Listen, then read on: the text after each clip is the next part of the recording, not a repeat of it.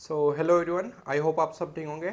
और आज हम इस वीडियो में एक मैथ्स का सबसे कन्फ्यूजन टॉपिक कर रहे हैं और वो टॉपिक है ये कि y a to the power zero is equal to one. ये आपके दिमाग में बहुत क्वेश्चन है कि ए की पावर जीरो जो रहती है वो वन क्यों होता है, जबकि हम किसी भी संख्या, मान लीजिए ए की संख्या का इंटू जब जीरो से करते हैं तो हमेशा जीरो हो जाता है।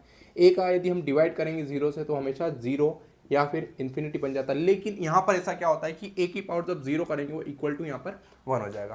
तो ये टॉपिक समझने के लिए हम यहाँ पर एक मैथ्स का, इससे पहले मैथ्स का एक छोटा सा टॉपिक है जिसको हम बोलते हैं सर्ट्स एंड इंडाइसेस। क्या बोलते हैं? Shirts and indices. 2 मिनट का ये टॉपिक है, प्लीज़ अच्छे से देखना क्योंकि ये टॉपिक बहुत ही इजी है और बहुत ही कन्फ्यूजन भी ये रहता है, जिसको हम बोलते हैं घातांकन करनी।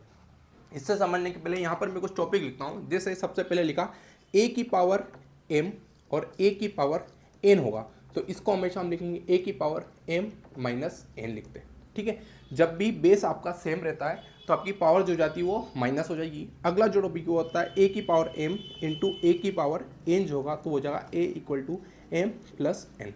ठीक है, इसका अगर एग्जाम्पल देखेंगे हम तो इसका एग्जाम्पल थ्रू है, तो मैं यहाँ पर लिख रहा हूँ 2 की पावर 6 लिखा है और 2 की पावर मैंने यहाँ पर 4 लिखा है। ठीक है, तो 2 की पावर 6 है तो 2 की पावर 6 यहाँ पर लिखा है, ये 4 माइनस का हो जाएगा, यानी कि बचेगा क्या, 2 की पावर 2 बचेगा, यानी कि 2 टू जा कितना हो जाएगा, 4 हो जाएगा। ठीक है, सेम इसका भी अगर एग्जाम्पल हम देखें, यहाँ पर एग्जाम्पल है 2 की पावर मैंने यहाँ पर लिखा 6 लिख दिया इंटू 2 की पावर मैंने यहाँ पर 4 लिख दिया, तो कुछ नहीं होगा। जब भी पावर आपकी बेस जो रहेगा वो सेम रहेगा और इंटू में रहेगा तो पावर आपकी क्या हो जाती है, 8 हो जाएगी। तो 2 की पावर 6 प्लस 4 यानी कि 2 की पावर कितना हो जाएगा, ये 10 हो जाएगा। इतना आ गया समझ में। अब यहाँ पर हम समझ रहे हैं अगला जो टॉपिक है वो ये है कि यदि ए एम की पावर एम रहेगा और यहाँ पर रहा एन, तो ये क्या हो जाएगा, ये एक दूसरे के इनटू में हो जाता है, क्योंकि यहाँ पर बेस हमको एक दे रखा है और पावर इसको डबलिंग कर रखी है, तो ए की पावर एम इंटू एन हो जाएगा। आई बात समझे?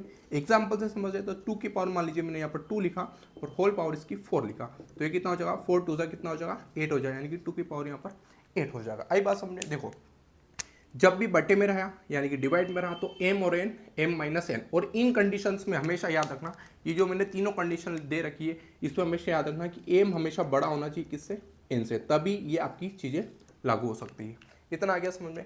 अब एक और चीज़ हम यहाँ पर समझ रहे हैं, मान लीजिए मैंने यहाँ पर लिखा ए, इसको ए लिखा, तो क्या इसको मैं ऐसा भी लिख सकता हूँ, ए बाई 1 लिख सकता हूँ, ये भी सही बात है। अगर मान लीजिए मैंने 1 बाई ए लिखा तो इसको मैं सिंपल फॉर्म में लिखूंगा न्यूमरेटर में, तो ये क्या हो जाएगा, माइनस का 1 हो जाएगा। आई बात समझ में।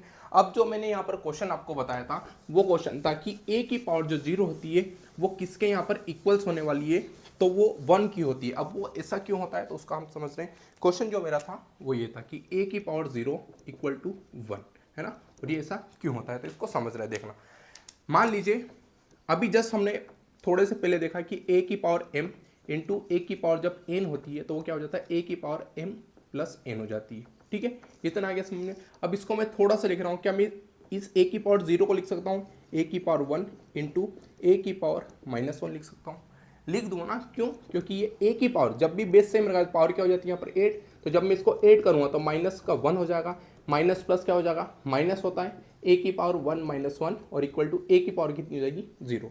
इतना आ गया समझे। अब इसको वापस मैं लिख सकता हूँ कैसे, ये ए की पावर 1 तो रहेगा ही रहेगा इंटू ए की पावर माइनस 1 को मैं लिख सकता हूँ यहाँ पर 1 बाई ए, इतना लिख सकता हूँ। क्यों, क्योंकि अभी जस्ट मैंने बताया जब भी हमको ए को न्यूमरेटर से डिनोमिनेटर बनाया तो हम क्या कर सकते हैं, इसको ए की पावर ए, या फिर इसको वापस कन्वर्ट करना है तो ए की पावर क्या कर सकते हैं, माइनस 1 कर सकते हैं। इतना आ गया समझ में। तो इसको मैंने एज इट इज लिखा और इक्वल टू में हमको क्या लाना है, ये 1 ही चल रहा था। अब यहाँ से ए कैंसल आउट हो जाएगा, इसलिए 1 इक्वल्स 1 रहेगा।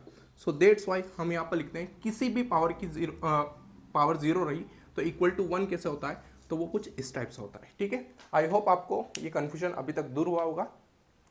और भी ऐसी वीडियो देखने के लिए हमारे चैनल को फॉलो कीजिए। वीडियो अच्छी लगी हो, जानकारी अच्छी लगी हो तो वीडियो को लाइक करना, शेयर भी जरूर करना। मिलते हैं हम अगले वीडियो में। आज के लिए इतना ही। जय हिंद, जय भारत।